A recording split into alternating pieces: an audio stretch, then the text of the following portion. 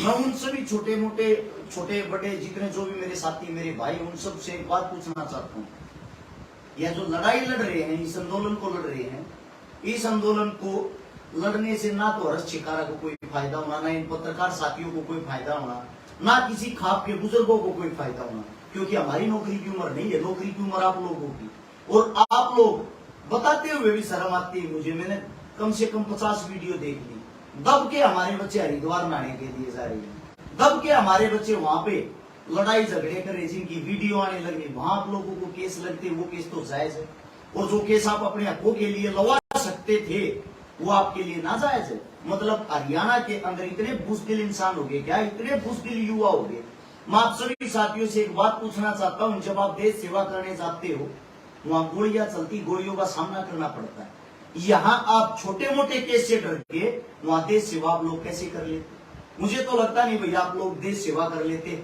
आपके बुजुर्ग जो खाप पंचायत हुई लेजुआना गांव के अंदर, आगे से पीछे तक हम देख रहे थे, सिर्फ सफेद कपड़े वाले हमारे बुजुर्ग दिखाई दे रहे थे। या हमारे नौजवानों की अगर बात करें तो नौजवान या तो पत्रकार साथी दिखाई दे रहे थे, या 10-20 जो हमारे वर्गीय भाई हैं वे साथी दिखाई दे रहे थे। यह हमारे देश का दुर्भाग्य है। आप एक अच्छाई और सच्चाई के रास्ते पर जब चलते हो, सोशल मीडिया पे जब लाइव आते हो या सोशल मीडिया पे वीडियो देखते हो, वहां अच्छी अच्छी कमेंट करते हो, आपके साथ है आपके साथ है, वो साथ जमीनी स्तर पे तो कहीं दिखाई नहीं देता। भाई इस कानून से मैं आप सभी साथियों से एक बात पूछना चाहता हूँ, हमारे को क्या फायदा होगा? कुछ भी नहीं। सरकार इतनी डरी हुई है, सरकार पिछले एक हफ्ते में 250 बैठक कर चुकी है, 250 बैठक कर चुकी है। कंटिन्यू पिछले 500 घंटे से अलग अलग जगह अलग अलग मीटिंगें चल रही है इसी तोड़ को लेके। सुप्रीम कोर्ट ने सख्त आदेश दे दिए हैं कि जो ये नया कानून आप लेके आए हो इसकी जांच होगी पहले। आप ऐसे कैसे किसी भी कानून को पास कर सकते हो या लागू कर सकते हो? सुप्रीम कोर्ट आपके हक में, पत्रकार साथी आपके हक में, आपके बुजुर्ग आपके हक में, फिर भी आप लड़ाई नहीं लड़ रहे। ये मेरे हरियाणा का एक मुझे शर्म आती बताते हुए। हमारे हरियाणा के अंदर इतने संगठन, इतने ताकतवर, इतनी खापे, इतने अच्छे अच्छे इंसान हैं, फिर भी हमारे को हमारी एकता देखने को नहीं मिली।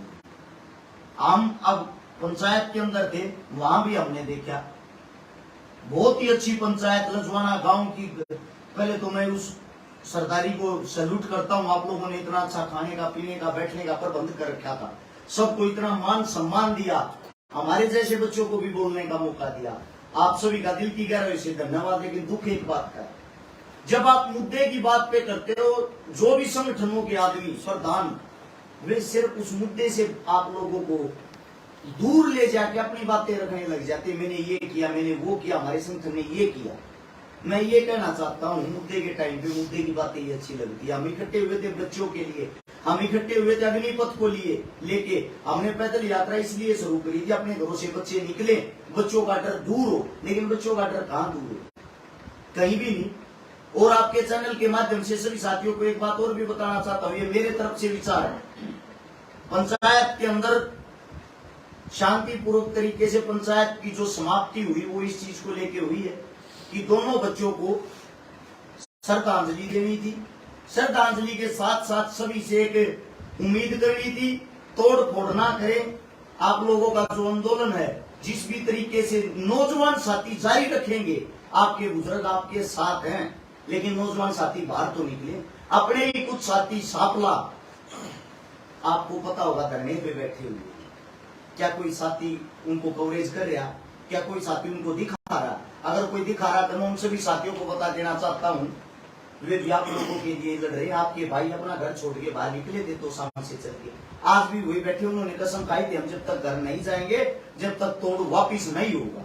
एक छोटी सी डिमांड सरकार को, मोदी साहब को, खट्टर साहब को, अगर आप ये चाहते हो कि हम अग्निपथ लागू करेंगे, हम आपका स्वागत करते हैं, लेकिन हमारी भी छोटी छोटी जो डिमांडें हैं। वैसे तो मेरे साथी मेरे भाई अपने घरों में बैठ गए, लेकिन आप अपने घरों में बैठ के आवाज तो उठा सकते हो, घर से तो आंदोलन लड़ सकते हो। ये दो चीजें तो मान लो, आपके लिए जीवन में हो सकता फायदा हो जाए। पत्रकार साथियों से भी ये उम्मीद है, ये जो दो चीजें आप लोगों को बताने जा रहा हूं, इसको ज्यादा से ज्यादा दिखाया जाए। मांग नंबर 1, अग्निपथ जो 4 साल के लिए आप लेकर आए हो, हम उसका स्वागत करते हैं। आपका दुनिया समर्थन भी करेगी, सिर्फ एक बदलाव करते हैं, 18 से 21 साल के जो बच्चे हैं उनको तो आप परमानेंट जॉब पे रखो। 25 से 40 साल जिन बच्चों की उम्र जो ओवर एज हो चुके हैं, 4 साल के नाम के उनको रख लो। जिनकी उम्र जा चुकी है 25 से 40 साल जिनकी उम्र है, जो बेरोजगार हैं, वे कहां जाएंगे? आप उनको 4 साल के नाम के रख लो और उसके बाद जो भी आपने 25% आदमियों को पक्का करना है वो उनके अंदर से कर दो। और 18 से जो 21 साल की उम्र है उन बच्चों को आप परमानेंट फौजी लो। इससे दूसरी जो अपनी डिमांड है, जो ये मेरी खुद की अपनी सोच है, व्यक्तिगत राय बता रहा हूं, आप लोगों को अच्छा लगता है तो इस चीज को शेयर करके आगे बढ़ा सकते हो। दूसरी बात, जो भारतीय जनता पार्टी है जिसको बीजेपी कहते हैं, उसने विपक्ष को बिल्कुल खत्म कर दिया है। विपक्ष में चाहे कोई भी हो, विपक्ष वाले में इतनी हिम्मत नहीं वो अपना सांस निकाल दे। लेकिन भाई हम आजाद हैं, हम फ्रीडम फाइटर हैं। आप सभी साथियों से मैं एक बात कहना चाहता हूं, आप तो कम से कम जो सरकार गलत कर रही उसका विरोध करो। विपक्ष आप ही हो, कोई और नहीं है। एक मेरी ये आप सबसे विनती है, जितने भी भारतीय जनता पार्टी के कार्यकर्ता, इनके साथ जुड़े हुए इंसान, जब तक आपका अग्निपथ वापिस नहीं होता है, आप उस इंसानों का विरोध करें अपने घर में बैठ के। ना तो उनको कोई अपने घर में घुसने देगा, ना उनको कोई अपने गांव में घुसने देगा, ना उनको कोई अपने पास बैठाएगा, ना आप उनके पास जाओगे। हम भी देखते हैं ये आपके पास कैसे वोट मांगने आते हैं, आपके पास किस हक से भाईचारा रखने के लिए आते हैं। खट्टर साहब ने कहा कि 4 साल बाद गारंटीड नौकरी देवांगे। आप समझदार पत्रकार साथी हो मेरे, मैं आपको फॉलो भी करता हूँ। आपसे एक बात पूछना चाहता हूँ प्राता श्री, 4 साल के बाद खट्टर साहब की गारंटी कौन लेगा, कौन वोट मार के देगा कि दोबारा से उनका कार्यकाल 2024 तक का है। अगर उसके बाद वो सीएम नहीं बने, क्या इस बात को लिख के दे सकते हैं? ये तो पहले भी आपके सामने है। एक बार चौटाला सरकार ने हरियाणा पुलिस में जब जवान लिए थे, जिस वक्त हुड्डा सरकार आई, सबसे पहले उन पर गाज गिरी, उनको बाहर निकाल दिया। फिर हुड्डा सरकार ने जो अब हरियाणा पुलिस में लिए थे, अब भारतीय जनता पार्टी की जो सरकार आई उनको बाहर निकालने लग रही है और निकाल भी दिया। अब आगे आने वाली जरूरी थोड़ी यही सरकार है, क्या पता कोई और सरकार आ जाए। कोई और सरकार जब आएगी, इन अग्निवीरों को बाहर निकाल दिया और ये बोल दिया जिन्होंने आपको लिख के दिया था वही नौकरी देंगे, उन्हीं के पास चले जाओ। फिर क्या करेंगे ये साथी? फिर भी आंदोलन करेंगे, रोडा पर आकर। हम ये चाहते हैं कम से कम अपनी भूख, अपनी बेइज्जती कराने से पहले ही आंदोलन कर लो। तो एक हो रहा जब शुरुआत में यू जो तोड़ है आया था और इसकी पोस्ट भी वायरल होने लग रही थी, तो कुछ साथियों ने पोस्ट डाल के हमारे को बदनाम करने की भी बड़ी कोशिश करी है। पड़ा गए सोनू दलाल और सोनू वाली और भाई मैं क्यों नहीं दिखाते हैं, युवा साथियां साथ क्यों नहीं देते। देखिए युवा साथी बिल्कुल भी मतलब नहीं, पत्रकार तो रोड पास भी हैं, लेकिन युवा साथियां तो आना चाहिए, पोस्ट गिरने वाले भी आने चाहिए। सच्चाई तो ये, मैं आप सभी भाइयों को एक चीज के लिए सैल्यूट करता हूँ, क्योंकि आप लोगों को सैल्यूट इसलिए करता हूँ, आपके पास भी दबाव आता होगा, जैसे मेरे पास, हमारे को भी धमकियां मिलती है, आपको भी गालियां मिलती है, हमारे को भी मिलती है, फिर भी आप निडर होकर डटे हुए हो। आपको ये भी पता है इसका अंजाम क्या होगा। अगर ये आंदोलन सफल हो गया तो हो सकता है आपको 2-4 आदमी वाहवाही दे दे। अगर ये आंदोलन असफल हो गया, वही आदमी आपको गालियां भी देंगे, वही आदमी आपका विरोध भी करेंगे और साथ में आपको टैग भी करेंगे कि अब कहाँ चला गया पत्रकार साहब। लेकिन फिर भी आप बिना झुके, बिना डरे, इतने अच्छे तरीके से अपने हरियाणा की जो आपने आवाज बुलंद की, अपने युवाओं की आवाज बुलंद की है, अपने खाप पंचायतों के सरदारों की आवाज बुलंद की है। भाई साहब ये करना कोई छोटा काम नहीं है। आप सरकार के भी दुश्मन हो, आप पक्ष के भी दुश्मन हो, आप विपक्ष के भी दुश्मन हो, और फिर भी आप काम करते हो, आपकी सोच को सैल्यूट है। जिस तरीके से युवा आज घर न बैठे हैं, तो सरकार ने दबा दिया, सरकार ने वैकेंसी भी निकाल दी, उसका 4 महीने के अंदर अंदर ज्वाइनिंग भी हो जाएगी, तो ये लागू हो जाएगा। फिर किस तरीके का मतलब विरोध अपने आप रुकेगा अगर ज्वाइनिंग होगी? देखो बड़ी चीज ये है, आपकी बात जायज है, बच्चे फार्म भर भी रहे हैं। हम इस चीज का ये भी नहीं कहते किसी को कि हम किसी को रोकेंगे भैया फार्म ना भरो, क्योंकि नौकरियां पहले ही बहुत कम है।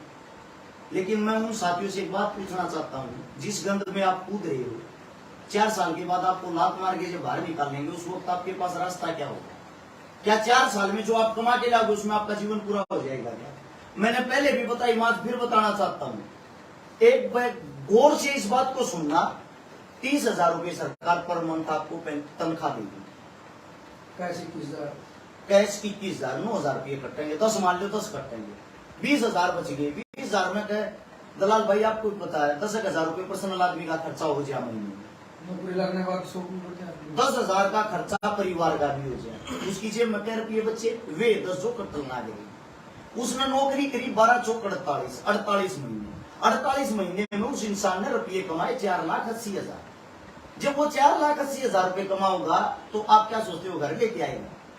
वो बिल्कुल नहीं लेके आएगा। क्यों नहीं लेके आएगा? क्योंकि उस टाइम पे चमचागिरी और ज्यादा बढ़ जाएगी। वो सरकार की चमचागिरी करेगा, अपने नेता की चमचागिरी करेगा, अपने अफसर की। पता क्यों? उसको उन 25% वालों में पक्का होना है।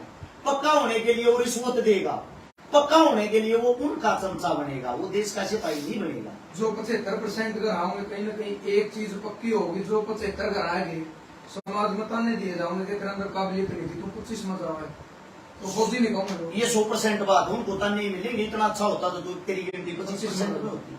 और ये बात सत्यता, ये बात उनको फेस भी करनी पड़ेगी, उनको उस टाइम पे फील भी होगी, लेकिन उनके पास उस टाइम कोई ऑप्शन नहीं होगा। फिर आप जैसे हमारे जैसे पता है क्या कहेंगे? तुम्हारे लिए लड़ रहे थे तब कहां थे भाई? तब तो तुम चूड़िया पहन के अपने घरों में बैठ गए।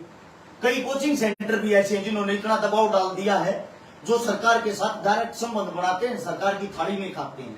उनका सिर्फ यही काम है, वो लोगों को, बच्चों को, युवा बच्चों को बहलाते फुसलाते हैं, बेटा 4 साल की कर लो, या भी नहीं मिलेगी फिर कड़ा जाओगे। ये लोगों की सोच छोटी मानसिकता। आप सभी साथियों को बता दूं, भारत देश के अंदर 1 करोड़ सरकारी पद खाली है। जो 1 करोड़ सरकारी पद खाली हैं, उनके लिए आप लोग हर साल फार्म भरते हो। आपके फार्मों से ही जो भर्तियां कैंसिल कर देते हैं, ये भर्ती आगे नहीं, फार्म भर दिए फिर उसने कैंसिल करते हैं। लेकिन जो फार्म का पैसा लगता, जो फीस कटती है, उससे सरकार हर साल 1,300 करोड़ रुपए कमाती है। 1,300 करोड़, इतने रुपए में वो लोगों को रोजगार भी दे सकती है, तनख्वाह भी। और जो 1 करोड़ पद है, ये भी मैं आप सभी साथियों को बता दूं, गारंटी देता हूं जब 2023 आएगा, ये पता लग जाएगा चुनाव का 1 साल रहेगा, धड़ाधड़ भर्तियां निकलेंगी, धड़ाधड़। क्योंकि वे सिर्फ ये दिखाना चाहते हैं पीछे के 4 साल के कार्यकाल को लोग भूल जाए, और ये जो लॉलीपॉप है इसको याद रखें। कम से कम अब तो आंखें खोल लो मेरे साथियों, मेरे भाइयों, यह लड़ाई हिंदुस्तान की है, खाली एक अग्निपथ की नहीं है। जो राजनीति वाला मैटर है, एक एमपीएम में लगातार भी कर देनी चाहिए, फिर एक बार ही इलेक्शन लड़ता है, उसके बाद नहीं लड़ सकता, उसकी पेंशन बंद कर देनी चाहिए। मैं आपकी बात से सहमत हूँ, लेकिन एमपीएमएलए तो खुद ये करने लग रहे हैं। उन्होंने तो खुद मीटिंग करी, मीटिंग में ये कहा है कि हमारी पेंशन बढ़ाई जाए। अब एक बात सोच के देखो, उनको सरकार कितनी सुविधाएं देती है। एमएलए तो एक ही बनता है, उसके परिवार का इलाज फ्री, उसके परिवार का घूमना फिरना फ्री, ट्रेन की टिकट फ्री, पायलट की टिकट फ्री, सब कुछ उनके लिए फ्री। क्यों भाई? एमएलए तो मैं बना हूं, तो मेरा जो परिवार है उसको किस लिए सुविधा है? और जब मैं एमएलए बन के मेरा कार्यकाल पूरा हो गया, संपूर्ण हो गया, उसके बाद भी मेरे को सुविधाएं मिल रही किस लिए? मेरे को सिक्योरिटी मिल रही किस लिए? सरकार की तरफ से। मेरे परिवार को सिक्योरिटी मिल रही किस लिए?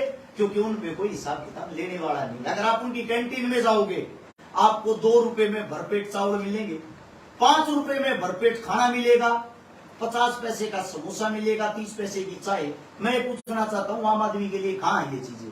यानी जो इतनी बड़ी पंचायत में बैठते हैं एमपी एमएलए, उनके लिए तो इतनी सुविधाएं आम आदमी मरता जा रहा है। एमपीएमएलए की तो ज्यादा खतरा नहीं होता, लेकिन फौजी तो 24 घंटे मौत के मुंह मार रहा है। देखो भ्राता श्री, फौजी मौत के मुंह में रहते हैं, उसका कारण भी तो यही है ना, इनकी गंदी राजनीति। जैसे जैसे चुनाव आता है बॉर्डर के ऊपर, ये खुद तनाव करवा देते हैं, उस तनाव से इनका चुनाव चलता है। उस तनाव में एक गरीब परिवार के फूल जैसे बच्चे शहीद हो जाते हैं, फिर उनकी लाश पे ये रोना रोके वहां आके इनाम की घोषणा करके उस लाश को खरीद लेते हैं, वही ड्रामा करके लोगों की वोट पाते हैं। तो कुछ मैंने जो है फेसबुक का ऊपर है बहुत सारे जो बीजेपी के लगाओ या फिर कोई जो अपना विरोध लग रहे हैं गणेश का, वो कहा है कि भाई कि मतलब मिलन लाएगा नहीं, बैठा बीड़ी भी तो पीते फिर हैं युवा।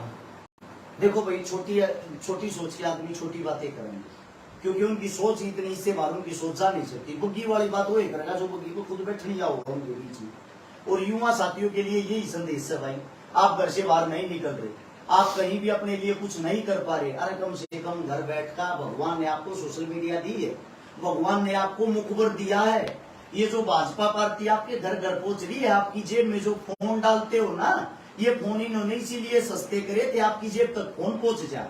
फिर इन्होंने इसीलिए फ्री नेट किया, आपकी जेब तक जो आपका भारतीय जनता पार्टी उसका प्रचार पहुंच जाए।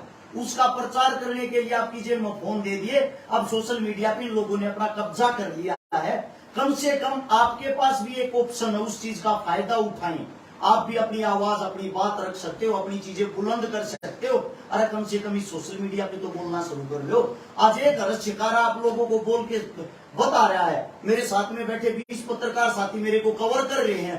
हो सकता आने वाले समय में मेरे जैसे 1000 साथी और बोलने लगे, 100% क्रांति आओगी और आपको कवर करने वाले नए 1 लाख भाई और आएंगे। तो क्रांति यहाँ से भी शुरू हो सकती है। पॉजिटिव सोच है, कम से कम घर पे बैठ के तो इस आंदोलन को आगे बढ़ा ले सभी।